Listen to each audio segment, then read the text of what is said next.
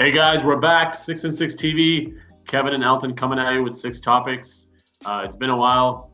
It's a busy Christmas season, but definitely wanted to come back, get into the thick of things, and break down the last couple of games. I got a special guest from the East Coast, athlete in the house, football player, dabble in other sports. I hear, as Kevin tells me. So Mike is coming in straight from Halifax. Mike, we'll start off with you, man. Tell me what you saw from that Raptors loss. We'll talk about the last minute and what happened there in a second, but tell me overall who's going to start for you. Yeah, I mean, it was obviously always tough playing back-to-back, so I thought the energy was a little bit low at some points. They did fight hard down the end. You just, in a game like that, you really miss a player like Pascal who you can throw him the ball and go get you a bucket.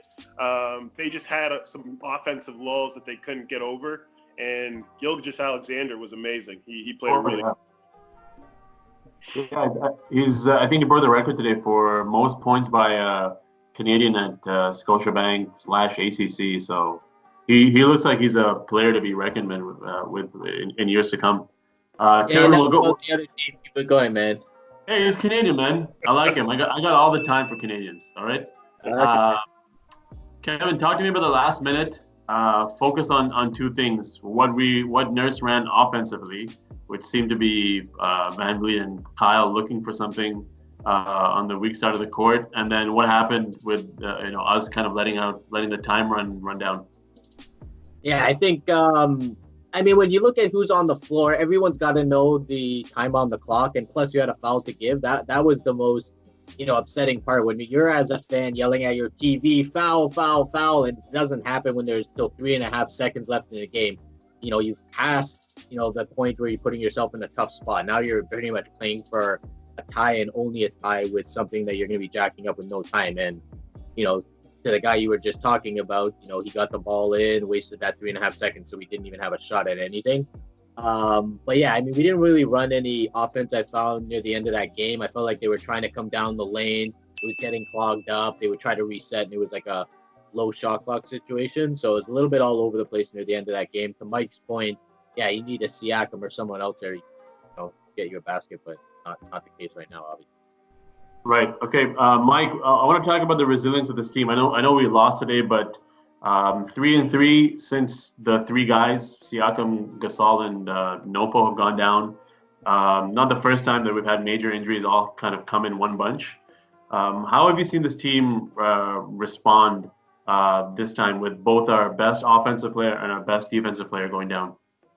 You know what? It's been something I've been waiting to see out of Nick Nurse. Is he's really using the whole squad for the most part. We're seeing guys that haven't been getting any playing time, and really like a Brissett who stepped up and provided some good minutes. So I'm hoping the only knock that I have on Nick Nurse, I think he's a great coach, is that he runs a real short rotation.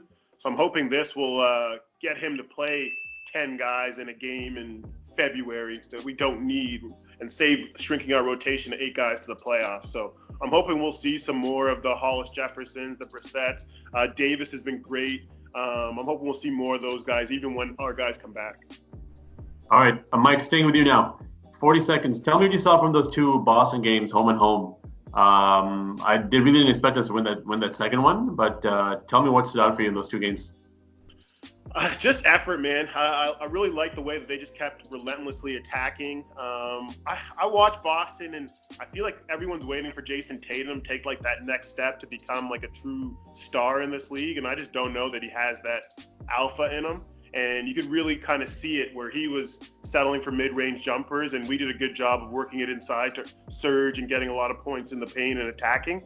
So I think that's just a big difference there, is that we were more aggressive and they took some more passive, low percentage shots than we were able to get. So hopefully they'll be able to steal some more of those games while the big three are out. But that was a huge win for them to get that second one on the back-to-back.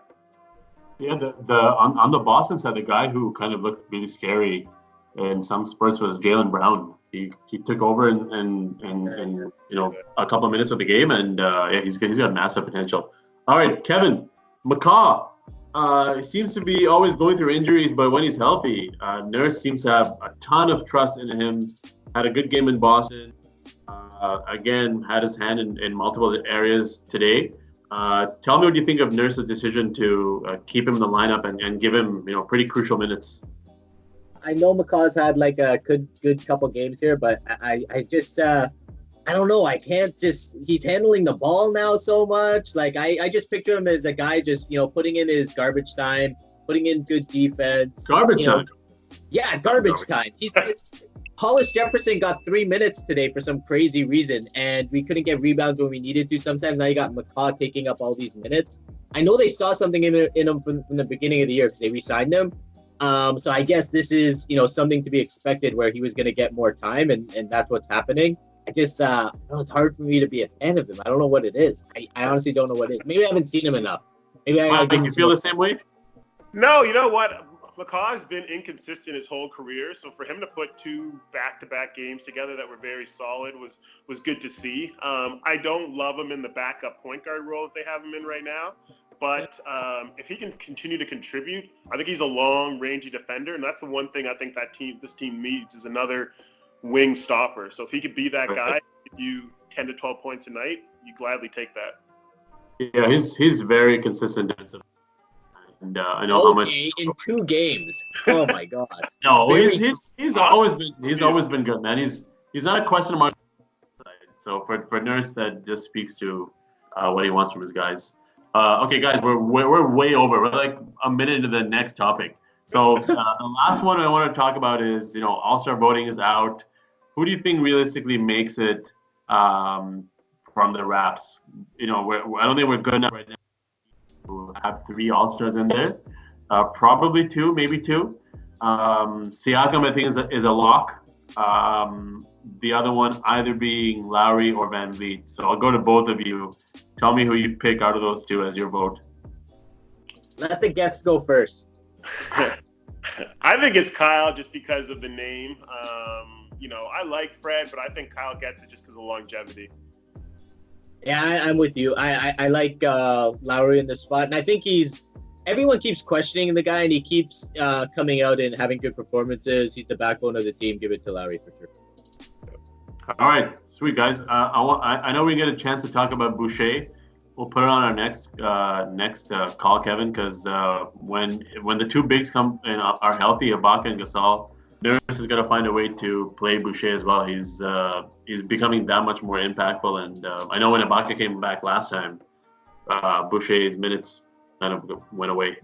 All right, guys. Mike, thanks for joining us. Hope to have you back, and we will see you on the next one. We're out. Good night. God bless. Peace.